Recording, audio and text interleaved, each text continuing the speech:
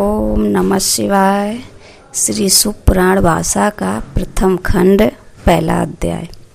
एक समय महर्षि श्री वेदव्यास जी के प्रधान शिष्य श्री सूत जी, जिन्होंने अपने गुरु की सेवा द्वारा बड़प्पन प्राप्त किया था, नैमिषारण्य नामक वन में भगवान सदाशिव की तपस्या कर रहे थे। वे सदैव शंकर जी के ध्यान में मग्न रहकर उन्हीं के गुणों का कीर्तन किया करते थे। उन्हीं दिनों संयोग से शौनक ऋषि अपने साथ अन्य बहुत से ऋषियों को लेकर श्री सूत जी के पास आए तथा उनसे इस प्रकार बोले, हे सूत जी, हम लोग संसार रूपी अथाह सागर में डूबे हुए हैं। हमारा परम सौभाग्य है कि आज हमें आपके दर्शन प्राप्त हुए। कुछ समय पश्चात वह योग आने वाला है जिसमें पुराने धर्म नष्ट हो जाएंगे तथा पापाचार में वृद्धि होगी। सब लोग उस धर्म को त्याग कर कुमार्ग पर चलने लगेंगे। चारों वर्ण इस प्रकार अपने कर्मों से पतित हो जाएंगे कि ब्राह्मण वर्ण खेती करने लगेगा। ब्राह्मण छल छिद्र में अत्यंत चतुर होंगे और अपने धर्म को भुला बैठेंगे।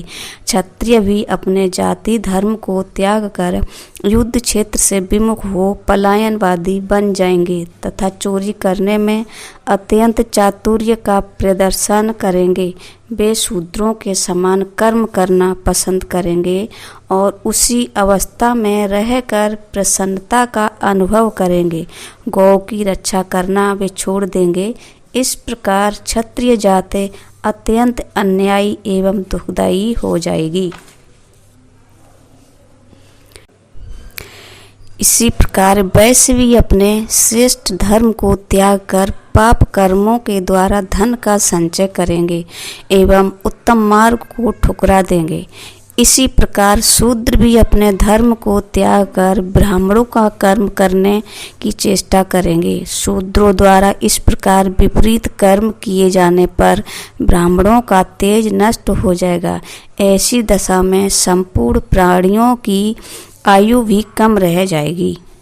संसार में जब इस प्रकार का अधर्म बढ़ जाएगा और जाति बंधन नष्ट प्राय हो जाएंगे, उस समय भिक्षुकों द्वारा भिक्षा मांगे जाने पर भी उन्हें कोई कुछ दान नहीं देगा।